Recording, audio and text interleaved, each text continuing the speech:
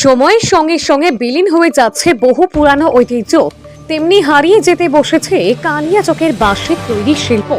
একসময় রেশম শিল্পের আতুর বলে পরিচিত কালিয়াচকের বহু মানুষ জীবিকা নির্বাহ করতেন বাঁশ দিয়ে তৈরি ডালা, চন্দ্রকি প্রভৃতি সামগ্রী বানিয়ে। কালিয়াচক এক ব্লকের করারি, চাঁদপুর, কালিকাপুর, নাজিরপুর সহ একাধিক গ্রামে প্রায় হাজারখানেক পরিবার সরাসরি বা পরোক্ষভাবে যুক্ত ছিলেন এই শিল্পের সঙ্গে। বর্তমানে অবশ্য হাতে গোনা কয়েকটি পরিবারই টিকে আছেন, কারণ রেশম চাষে এখন বাঁশের জিনিসের পরিবর্তে প্লাস্টিকের সামগ্রী ব্যবহার বাড়াই কমেছে বাঁশের তৈরি সামগ্রীর চাহিদা। ফলে বাধ্য হয়েই অনেক কারিগর অন্য পেশায় চলে গেছেন। স্থানীয় কারিগরদের দাবি, একসময় গ্রামে গঞ্জে ছড়িয়ে থাকতো বাঁশের তৈরি ডালা, চন্দ্রকি, ফুল ও নানা সামগ্রী। এই শিল্প ছিল বহু পরিবারের একমাত্র ভরসা। অথচ আধুনিকতার স্রোতে শতবর্ষের এই ঐতিহ্য প্রায় হারিয়ে যাচ্ছে। বাঁশের কারিগররা আজ টিকে থাকার লড়াইয়ে হেরে যাচ্ছেন। কতদিন এই লড়াই চালাতে পারবেন তা নিয়ে অনিশ্চিত তারাও। শিল্পীদের আক্ষেপ, সংকটে পড়লেও এই শিল্পকে বাঁচাতে প্রশাসনের পক্ষ থেকে কোনো উদ্যোগ চোখে পড়ছে না তাদের বক্তব্য। স্থানীয় পঞ্চায়েত ও প্রশাসন একটু এগিয়ে এলে হয়তো বাঁচানো সম্ভব এই পরিবেশ বান্ধব ঐতিহ্যবাহী শিল্পকে। সেই আশাতে আজও টিকে আছেন গুটি কয়েক শিল্পী।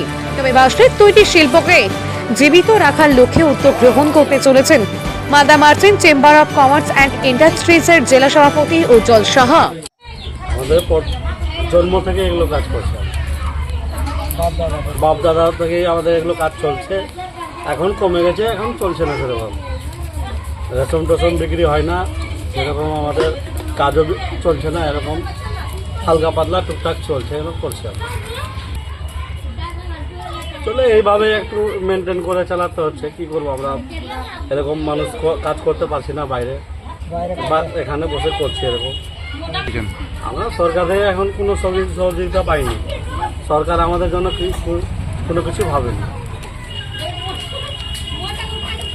এগুলো পঞ্চায়েতের লোক কেউ আসেনি এখনো, আমাদের পঞ্চায়েতের লোক কোনো খোঁজ খবরই লাই না সেরকম। এখন 10% করছে, বাকি সব আগে অনেক লোক করতো। 12% মানুষ আগে করতো, আগে চলছিল, এখন চলছে না সেরকম। এগুলো ইনকাম মানে পেটের ভাতও হবে না এরকম এগুলো ইনকাম করে। আমার দুটো ছেলে, একটা মেয়ে, একটা ছেলে, একটা মেয়ে। এখন ধরলে যে দিনে 100 টাকা হচ্ছে না দিন মন থেকে।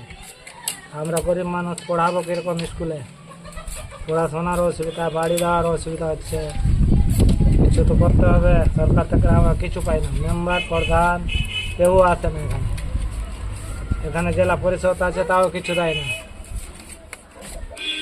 এখানে কিছু সহযোগিতা পাওয়া যাচ্ছে না। ওরা নিজেরই পেট ভরে, আর কাকে দিবে?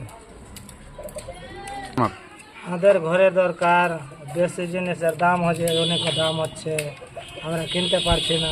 আমরা কীভাবে করবো? বাচ্চাদের কীভাবে স্কুলে পড়াশোনা করাবো? ওটাও করার ইচ্ছা নাই, সুযোগ নেই আমাদের। সরকার কিছু করছে না আমাদের। বাঁশের কাজ করতো কমসে কম 300 জন বাড়ি মিলে সবাই করতো। এখন আর মোটামুটি 8-10টা ঘর করছে। ভালো কাজ হচ্ছে না, টাকা হচ্ছে না। দিনমান খেটে 100 টাকা হচ্ছে, 200 টাকা হচ্ছে। তো কীভাবে কী হবে? সংসার চলবে এখন? আগে গোটা ভারতে চৌধুরীর ফুল চলছিল, এখন আর চলে না। আপনার বেঙ্গলোর যেত, আর এটা ফুল আর এখন চলে না। এখন আর কি করা যাবে আমাদের এখানে?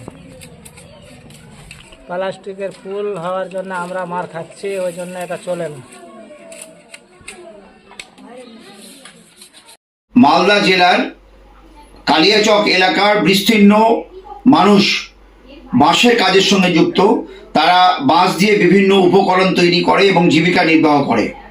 আমরা সংবাদ মাধ্যমে জানতে পারলাম যে ওখানকার এলাকার অনেক মানুষ যারা বাঁশের শিল্পের সঙ্গে যুক্ত, তারা বিভিন্ন সমস্যার সম্মুখীন হয়েছে। কিন্তু পশ্চিমবঙ্গের মাননীয় মুখ্যমন্ত্রী ক্ষুদ্র এবং কুটির শিল্পীদেরকে বিভিন্নভাবে সহায়তা প্রদান করেছেন এবং রাজ্য সরকারের পক্ষ থেকে নানাবিধ স্কিমের মাধ্যমে অর্থনৈতিক সহায়তা করা হচ্ছে। আমরা Malda merchant chamber of commerce and ইন্ডাস্ট্রির পক্ষ থেকে উদ্যোগ গ্রহণ করছি এবং রাজ্য সরকারের এমএসএমই ডিপার্টমেন্টের যে জিএমডিআইসি মালদায় কাজ করছে এবং জিএমডিআইসি মালদাতে যারা বিভিন্ন ক্ষুদ্র কুটির শিল্পীদেরকে আমাদের পশ্চিমবঙ্গের মাননীয় মুখ্যমন্ত্রীর নির্দেশে যে আর্থিক অনুদান দিচ্ছে, সেই অনুদান তাদেরকে কিভাবে